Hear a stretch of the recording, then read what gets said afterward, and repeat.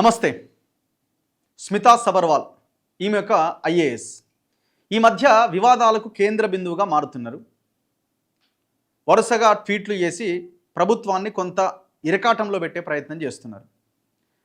ఈమె గతంలో బీఆర్ఎస్ హయాంలో కేసీఆర్కి దగ్గరగా, కేసీఆర్ కుటుంబానికి చాలా దగ్గరగా ఐఏఎస్గా కంటే ఈమె వాళ్ళు ఏం చెప్తే అది చేసే ఒక ఆఫీసర్గా ఈమె బాగా పేరు పొందారు. ఈమె ఎక్కడికి పోయినా హెలికాప్టరు ప్రయాణము ఇదంతా వేరే లెక్క ఉంటుండే. సో అప్పుడు ఈమె పేరు మారుమోగింది. ప్రభుత్వం కూడా ఆమెకి చాలా ఇంపార్టెన్స్ ఇచ్చింది. మరి కారణాలు ఏంటో ఏమో కానీ వాళ్ళే చెప్పాలి. సో ఇప్పుడు గవర్నమెంట్ చేంజ్ అయిన తర్వాత, కాంగ్రెస్ వచ్చిన తర్వాత ఆమెని ఒక డిపార్ట్మెంట్ నుంచి ఒక అప్రధాన్య పోస్టులో వేసి తర్వాత మళ్ళీ ఆమెను టూరిజం సెక్రటరీగా ఏమో నియమించడం జరిగింది. దాని తర్వాత మొన్న ఏదో ఒక కేసు బయటకు వచ్చింది. ఈమె అగ్రికల్చర్ యూనివర్సిటీలో ఒక ప్రైవేట్ కారుని అద్దెకు పెట్టి దాదాపు నెలకి, ఇప్పుడు అద్దెకు పెట్టే కారు దేని ఏ వెహికల్ ఉంటే ఏ నెంబర్ ప్లేట్ ఉంటుంది, ఎల్లో ప్లేట్ ఉంటుంది, కమర్షియల్ వెహికల్ ఉంటుంది. కానీ ఈమె వైట్ ప్లేట్ గల వెహికల్ పెట్టి దాదాపు నెలకు 69 లక్షల రూపాయలు సార్ మొత్తం ఓవరాల్గా. అయితే ఈమె దాదాపు ఒక 90 నెలల కాలానికేమో ఒక 60 లక్షలకు పైన రూపాయలు ఈమె ఆ కార్కి రెంట్ తీసుకున్నది. ఆ కార్ ఎవరిదే అంటే మరి సంతకం పెట్టి ఆమెనే దానికి అప్రూవల్ ఇవ్వాలి ఆమె. సో ఈ కేసు ఆల్రెడీ యూనివర్సిటీ అధికారులు, ఆయన కొత్త వీసీ వచ్చిండు, ఆయన ఏం చేసిండు, ప్రభుత్వానికి లేఖ రాసిండు. సో ఆ కేసు బయటకు వచ్చింది. ఇక తర్వాత ఈమె టూరిజం సెక్రటరీగా ఉంటున్నా ఎందుకో మరి ఏమో తెలియదు కానీ ఈమె ప్రభుత్వాన్ని ఇరుక్కునబెట్టే కొన్ని ట్వీట్లు చేస్తూ వస్తున్నది. మొన్న రీసెంట్గా కూడా హైదరాబాద్ సెంట్రల్ యూనివర్సిటీ భూములకు సంబంధించిన దాంట్లో రీపోస్ట్లు చేస్తూ వచ్చింది వరుసగా. ఆ ఆర్టిఫిషియల్ ఇంటెలిజెన్స్ ఏఐతో తయారు చేసిన కొన్ని వీడియోలు పెట్టింది. దాని తర్వాత అది వివాదమైంది. దాని తర్వాత సుప్రీంకోర్టు కొన్ని కమెంట్స్ చేస్తే ఆ సుప్రీంకోర్టు చేసిన కమెంట్స్ని పెట్టి దానికి ఒక కౌంటర్ లైన్ రాసింది. అది కూడా వివాదాస్పదమైంది. సో దాని తర్వాత నిన్న మొన్న ఐఏఎస్లని ట్రాన్స్ఫర్ అటు ఇటు షఫిల్ చేసారు. అందులో భాగంగా ఈమెకి ఏదో ఫైనాన్స్ మెంబరా సంథింగ్ ఏదో ఒక పదవి ఇచ్చారు. ఆ పోస్ట్లో ఆమెకి బదిలీ చేశారు. సో దీని మీద ఆమె రీసెంట్గా ఇంకొక ట్వీట్ చేసింది. ఈ దాంట్లో ఒక శ్లోకాన్ని ఆమె పెడుతూ ఆమె టూరిజం శాఖలో ఆమె ఉన్నప్పుడు ఏం జరిగింది, ఎంత గొప్పగా జరిగింది అని, కర్మ పని చేయాలి మనం, ఫలితాన్ని మనం ఆశించొద్దు, ఫలితము చేసే పని కారణం కాకూడదు అని ఇట్లా ఏదో ఒక 2-3 లైన్లు రాసింది. ఏంటది? ఇగో, కర్మణ్యే వాధికారస్తే మా ఫలేషు కదాచన ఐఏఎస్. ఆమె ఏమంటుంది ఇంకా, spent 4 months in tourism, did my best.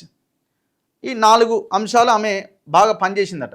Brought in the long pending tourism policy 2530, a first for the state, will create a solid frame for direction and investment in neglected tourist circuits. Next, revamped the working style of the department and tried to infuse accountability అట. Laid the foundation for the logistics and planning for a global event which I am sure will open doors to many more pleasure and honor @ travel Telangana అని ఆమె ఇది చేయడం జరిగింది. ఇదంతా బాగానే ఉంది. సరే, ఆమె ఏదో పని చేసింది అని ఆమె చెప్పుకుంది. మరి ఇది ఎందుకు రాసింది? అసలు దాని మీనింగ్ ఏంటి? ఇగో ఏముంది దాని మీనింగ్?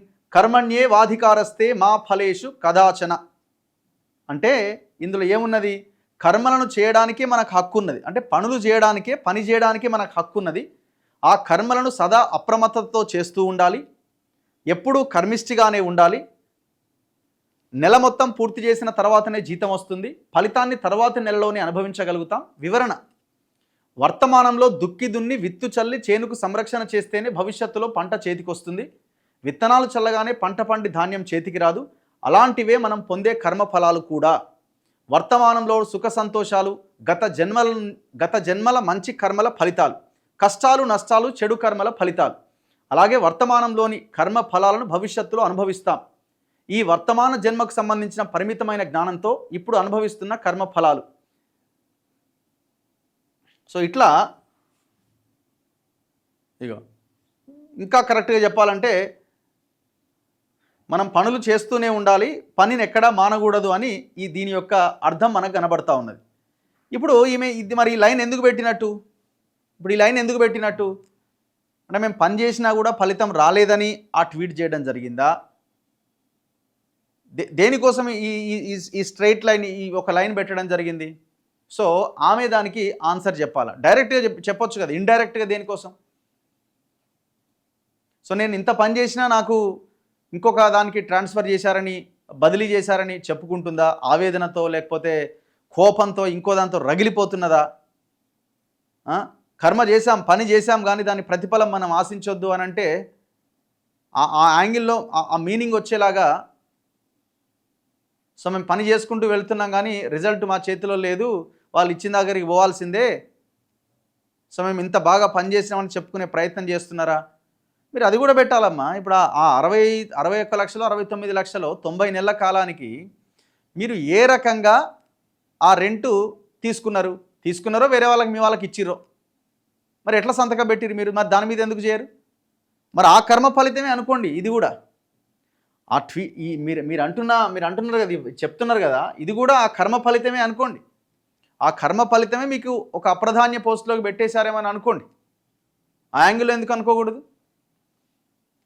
ఇంకా మళ్ళీ ఇంకెన్ని ట్వీట్లు చూడాల్సి వస్తుందో రాబోయే కాలంలో చూద్దాం. చూస్తూనే ఉండండి మన తొలి వెలుగు.